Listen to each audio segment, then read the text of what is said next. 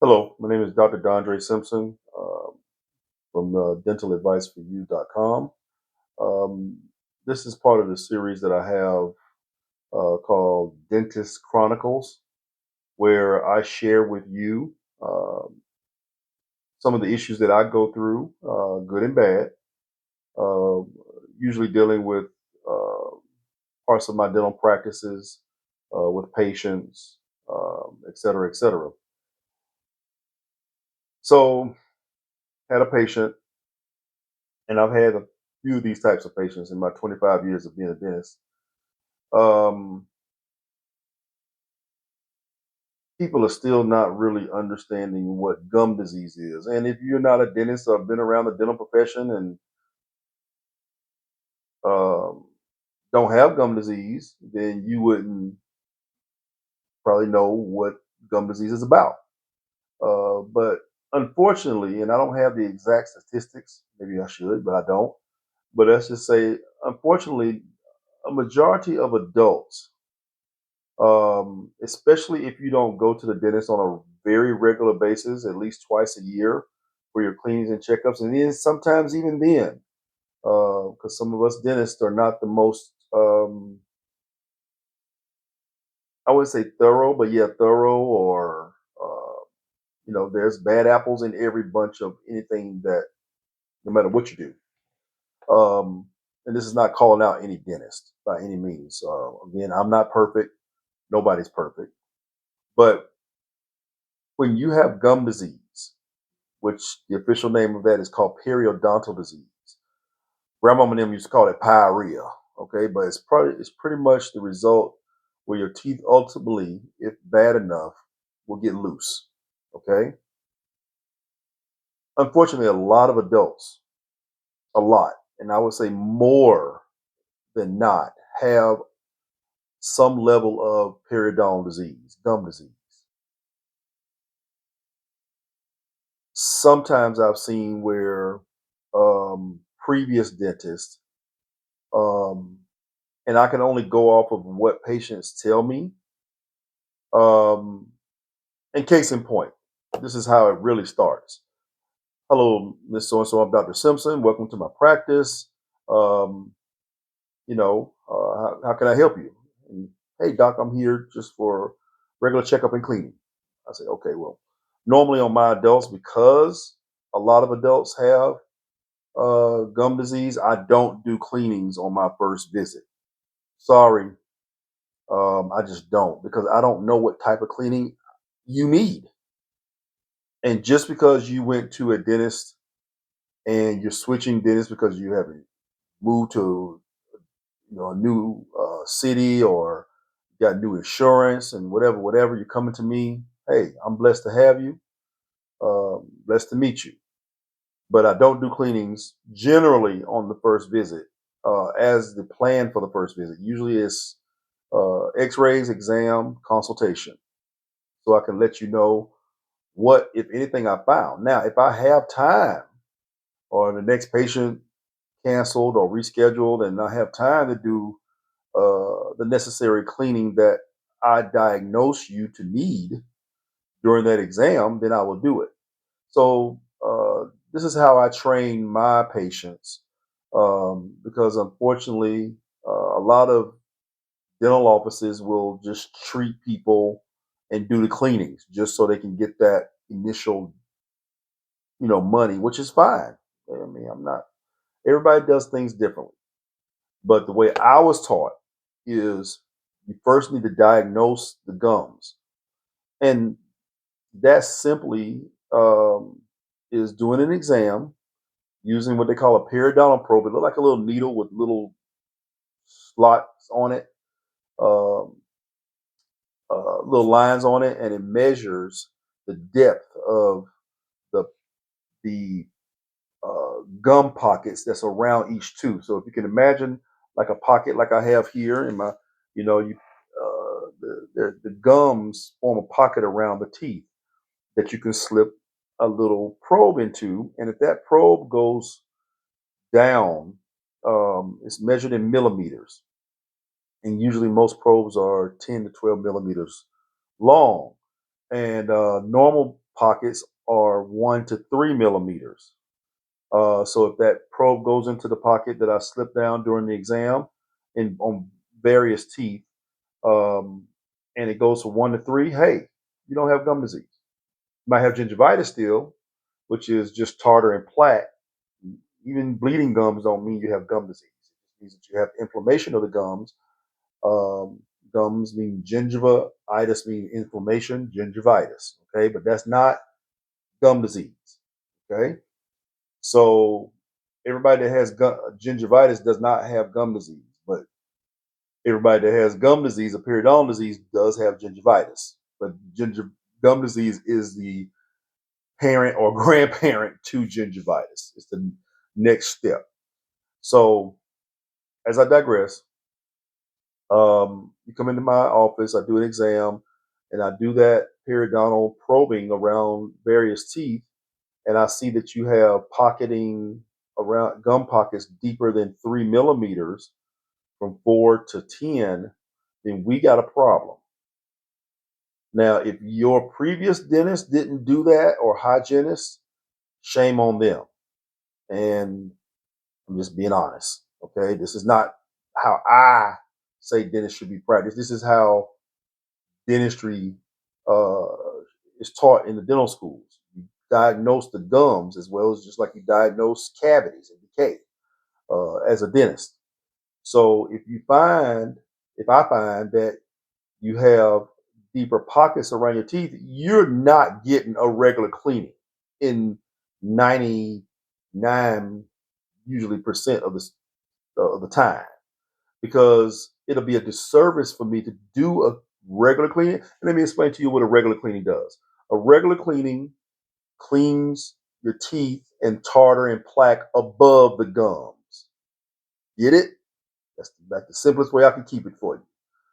When you got tartar and plaque under the gums and you got deeper pockets going under the gums, if I'm going to clean that tartar and plaque out, it's going to hurt. And guess what? A regular cleaning shouldn't hurt or shouldn't be very, very uncomfortable, and definitely shouldn't be painful. And if I go up under them gums to try to go after that tartar and plaque, uh, and you're not numb, and it's going to hurt. Therefore, there's various types of cleanings. A cleaning is not a cleaning is not a cleaning. So if you got deeper pockets, then we need to do what most of the time we as a general dentist, or if it's your pockets are very deep, a lot of times we have to uh, refer you to what they call a periodontist, who is a gum specialist who handles gum disease in advanced situations. So if you have uh, deep pockets, I'm going to diagnose you as having periodontal disease and not just gingivitis. And to treat periodontal disease is not a regular cleaning. You understand? Now, what your previous dentist did or didn't do, I can't really account for. You're in my chair now. For whatever reason, you have come to my office. You have seen the many Google reviews that are 5-star on Google. And that's not bragging, but this is what people say. I say, hey, how did you find me? Um, who may I thank for referring you? Oh, I just looked you up on Google and you had all mostly 5 stars. I'm like, oh, okay, well, I'll take it. Welcome. That's part of kind of how I introduce myself and talk to my patients when I first meet them. So again, as I digress, y'all stay with me now. Again, I know this is Dennis Chronicles. Thank you for blessing me to indulging me to talk and share my thoughts. So, um, but when you're in my chair, I'm going to do things the way I was taught, uh, and that in the right way, in an efficient way. Okay, because I can't really take any type of responsibility of what was done by a previous dentist or dentist. And hopefully those dentists were up and up or whatever. But when I see that you have tartar plaque deep pockets, we're not doing a regular cleaning. We're going to usually schedule or plan to do what they call a scaling and root planing, um, which is going under the gums and scaling the roots where the tartar and plaque is, because you've got these deep pockets under the gums. And that usually has to be done under local anesthesia, which is the dental needle, minimally. Okay, so you can be comfortable, because going up under those gums hurt, and I don't like hurting. Yeah, I do. Unfortunately, have to hurt you with the needle very gently as best I can, but um, um, and most of my patients don't like the needle, but they love me, because um, when I give the needle, I give it enough so you don't feel any type of pain while we're working. And most dentists do that pretty much. I'm not no special. They're probably the majority of dentists in that situation. But bottom line is, this still ain't a regular cleaning. Scaling and root planing is divided up into four areas of the mouth we call quadrants: upper right quadrant, um, lower right quadrant, upper left quadrant, lower left quadrant. Okay, and sometimes that can be done in one visit. Sometimes I normally try to do it in two visits, because numbing up all over the mouth, number one, is you know very um, eventful. Let's put it like that. To me, for me as a dentist, a lot of dentists do it. I normally like to do half of the mouth in one visit, because going up under those gums is very is a pretty significant task. And you're kind of doing it blind. It ain't like you can see the tartar up under the gums, so you have to really, by our training, go up under the gums with the different instruments, feel where the tartar is, scrape that tartar off, or use what they call a cavitron ultrasonic little machine that spits water out and vibrates, and doing that can hurt if it's under the gums. So again, if I did a regular cleaning and you got tartar and plaque up under the gums and deep pockets, I'm doing you a disservice. I'm sorry, you ain't getting your regular cleaning that your dentist did, but um, I have to be honest with you, but more importantly to myself, that I'm giving you the best treatment, even if that's not what you want to hear. Okay. Now, of course, I've had plenty of patients that say, "Hey, I've had gum disease in the past. They've been educated and treated adequately." Great. We know now that we have to. Sometimes we don't have to do if your gum disease is fully under control and you come to me as a new patient. I'm either going to put you on what they call a periodontal maintenance schedule of every 3 to 4 months. If you don't have a periodontist that you're going to, uh, and by the way, my wife is a periodontist. Should have said that from the beginning. Love you, honey. But and that's who I send a lot of my patients to, obviously, because we're partners. But if you're going to a periodontist and you come to me as a new patient, I want you to continue that relationship with your periodontist, and let him or her do all your cleanings, because when you got gum disease, you're not going back usually to getting cleanings every 6 months. It's usually now every 3 to 4 months. You're getting a periodontal maintenance cleaning, which is almost the same as a regular cleaning.